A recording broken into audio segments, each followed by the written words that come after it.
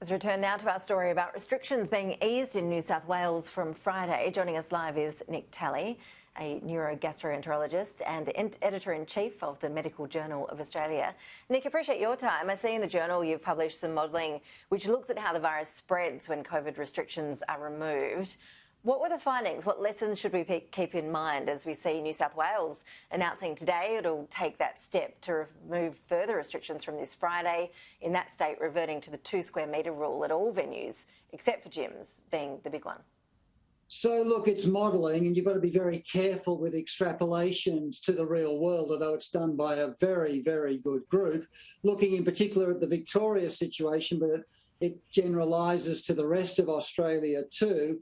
Bottom line is, even in low transmission environments, if you relax all your restrictions too quickly, you can end up with cases appearing that you don't pick up with contact tracing. It may even be months before you identify new clusters, and that can lead, of course, to widespread community outbreaks if you're really unlucky. So this modelling suggests be very careful about relaxing restrictions, even in a low transmission environment, and particularly big venue events are the highest risk according to the model. So, for example, small family gatherings, lower risk, but big gatherings, particularly indoors, but even outdoors, much higher risk. So we've got to be careful. We don't want undetected community outbreaks, and we don't want more COVID if we can avoid it.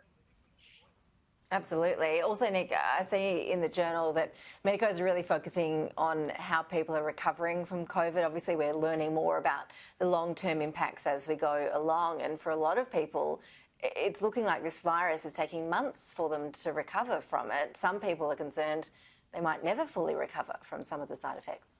We know too little about what we call long COVID, the outcomes for people who are recovering or supposed to be recovering, but actually still have chronic symptoms. Fatigue's been a particularly big one, but a number of other complaints as well, brain fogginess, all sorts of complaints, which are really quite serious. Relatively common.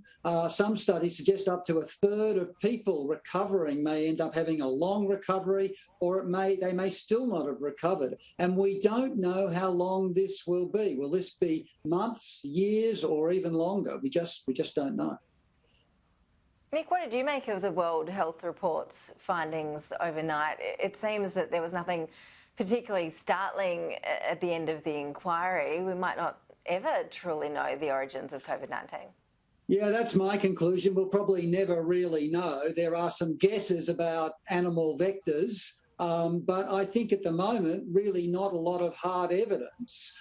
Certainly interesting that Chinese researchers couldn't find evidence of this particular virus in any particular animal. So there's no direct evidence of an animal link. It's probably the case there was an animal vector, but we just don't know. We may never know.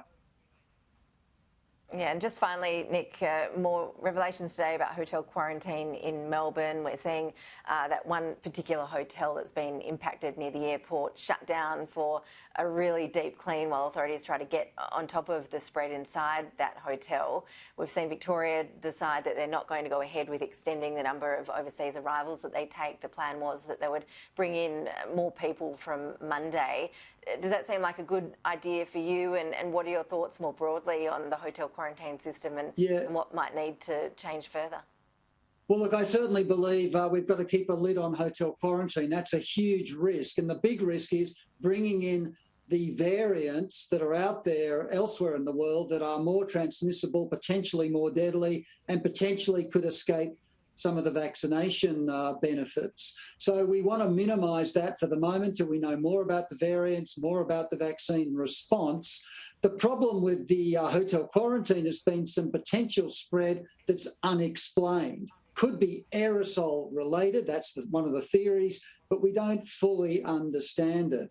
So look, I think it's going to be critically important to protect hotel quarantine workers as thoroughly as possible with PPE, and that's going to be absolutely essential. It's going to be important that we look at the ventilation issues in hotels where people are being quarantined, and these are done as well as possible. We may need to quarantine in more even more secure facilities going forward if we can't solve the problem with those more simple measures. But I think it's going to be absolutely essential at the present time to keep a lid on it as tightly as possible. Nick Talley, appreciate your analysis. Thank you. Thank you very much.